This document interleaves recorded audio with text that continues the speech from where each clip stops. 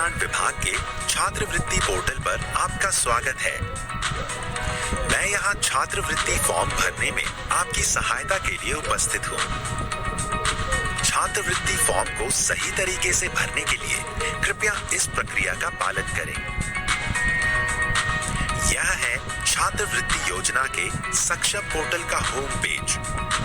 यहाँ स्क्रीन के दाईं ओर दिए गए स्टूडेंट बटन को दबाते ही दो विकल्प रजिस्ट्रेशन और लॉगिन दिखेंगे। यहाँ पहले विकल्प रजिस्ट्रेशन को चुनें। रजिस्ट्रेशन केवल फ्रेश फॉर्म भरने वाले छात्रों के लिए ही है।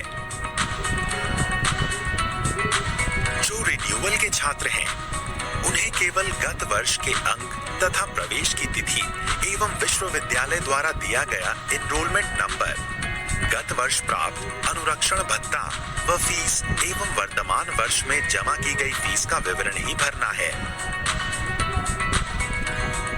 फ्रेश फॉर्म भरने वाले छात्रों के लिए रजिस्ट्रेशन का विकल्प चुनते ही एक नया पेज खुलेगा, जिसमें मांगी गई सभी सूचनाएं सही भरें। और हाँ, जो पासवर्ड आप बनाएंगे उसे जरूर कहीं लिख लें। फॉर्म भरने के बाद सबमिट का बटन दबाएं। सबमिट करते ही यह रजिस्ट्रेशन स्लिप आपके सामने होगी।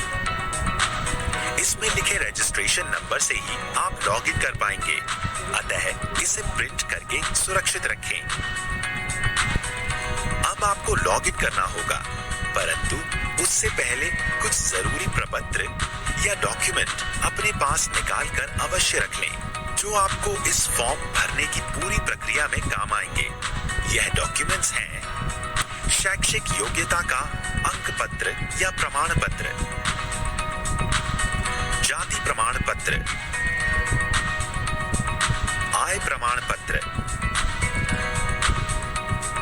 बैंक पासबुक,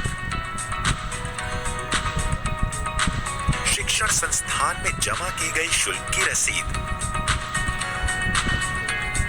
पाठ्यक्रम की अनिवार्य वार्षिक नॉन रिफंडेबल शुल्क धनराशि, वर्तमान विश्वविद्यालय या बोर्ड का अपना पंजीयन क्रमांक, और हाँ, एक स्कैन की हुई पासपोर्ट आकार की फोटो भी, जो 20 KB से ज्यादा की ना हो। अब लॉगिन करने के लिए पुनः होम पेज पर जाएं और स्टूडेंट वाले बटन के अंदर जाकर दूसरे विकल्प लॉगिन को चुनें। ध्यान रहे, लॉगिन उसी रजिस्ट्रेशन नंबर और अपने बनाए पासवर्ड से करें जो आपने रजिस्ट्रेशन करते समय लिखा था। और हाँ, रिन्यूअल वाले आवेदनों में पासवर्ड स्वतः जनरेट होता है। लॉगिन करते ही कुछ महत्वपूर्ण निर्देश आपके सामने खुल जाएंगे। उन्हें पढ़ें और टिक लगाकर प्रोसीड करें। प्रोसीड करते ही आपके सामने एक नया पेज खुलेगा, जिसमें दिए गए विकल्पों में से छात्रवृत्ति हेतु आवेदन पत्र भरें को चुनें। शैक्षणिक योग्यता से संबंधित जानकारी इस पेज पर भरें। यह समस्त जानकारी आपको अपनी हाई स्कूल तथा इंटरमीडिएट की मार्कशीट या अंक तालिका में मिल जाएगी। इसे भरने के बाद सबमिट करना ना भूलें। इस नए पेज पर आपको अपनी निजी जानकारी भरनी है, जैसे उपजाति, पता इत्यादि। उपजाति या सब कास्ट भरते समय विशेष ध्यान रखें। समस्त सूचनाएं भरकर इसे भी अपडेट करें।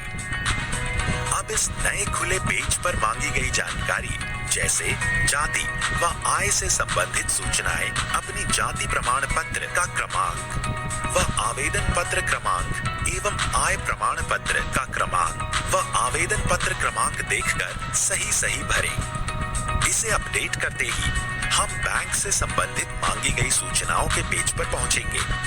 इन सूचनाओं को भरने के लिए अपनी बैंक पासबुक की मदद लें तथा जनपद, बैंक का नाम व बैंक शाखा का नाम सही सेलेक्ट करें तथा खाता नंबर ध्यानपूर्वक सही भरें। यहाँ जनपद वही चुनें जिस जनपद में आपका बैंक खाता हो, और इस बात का विशेष ध्यान रखें कि किसी भी स्थिति में यह बैंक खाता बंद न हो। क्योंकि इसी खाते में आपकी छात्रवृत्ति की धनराशि हस्तांतरित होगी। अब इस पेज को पूरा भरने के बाद अपडेट करें। अब हम शुल्क संबंधित विवरण भरने वाले पेज पर हैं। इसमें मांगी गई सूचनाएं अपने प्रपत्रों को देखकर ही भरें व अपडेट करें। हम अपने गत वर्ष का विवरण भरने एक नए पेज पर आ गए हैं। यह सूचनाएं भी अपनी मार्कशीट या अंक तालिका देखकर भरें और पुनः अपडेट करें। तो लीजिए, आपने एक चरण पूरा कर लिया है। अब फिर से होम पेज पर जाकर फोटो अपलोड के विकल्प को चुनकर अपनी 20 KB वाली फोटो अपलोड करें। आपने यह चरण भी पूरा कर लिया है। अब आपका फॉर्म भर गया है। जांच के उपरांत ही अपना आवेदन पत्र या फॉर्म सबमिट करें। यहाँ मेरा आपसे अनुरोध है कि आप सभी छात्र अपना फॉर्म स्वयं ही भरें। यदि किसी अन्य माध्यम द्वारा फॉर्म भरवा रहे हैं तो सभी प्रविष्टियां भरवाने के बाद स्वयं जांच लें और फॉर्म भर जाने के बाद प्रयुक्त हुई सूचनाएं व अपना पासवर्ड अपने पास ही सुरक्षित रखें। अपना भरा हुआ फॉर्म दिखाए गए प्रिंट विकल्प से प्रिंट करें। कतिपय त्रुटियों के बारे में स्क्रूटिनी के उपरांत यदि कोई कमी है तो 3 दिन के अंदर इसी पोर्टल पर आकर फॉर्म संशोधन के विकल्प में जाकर संशोधित करें। अब अपनी संस्था के लिए फॉर्म का एक फाइनल प्रिंट निकालें। इस फॉर्म के प्रिंट आउट को सभी अभिलेखों की स्वयं सत्यापित फोटोकॉपी के साथ अपने शिक्षण संस्थान में जमा करें और वहां से इसकी रसीद लेना न भूलें। आशा करता हूं इस जानकारी से आपको फॉर्म भरने में मदद मिली होगी।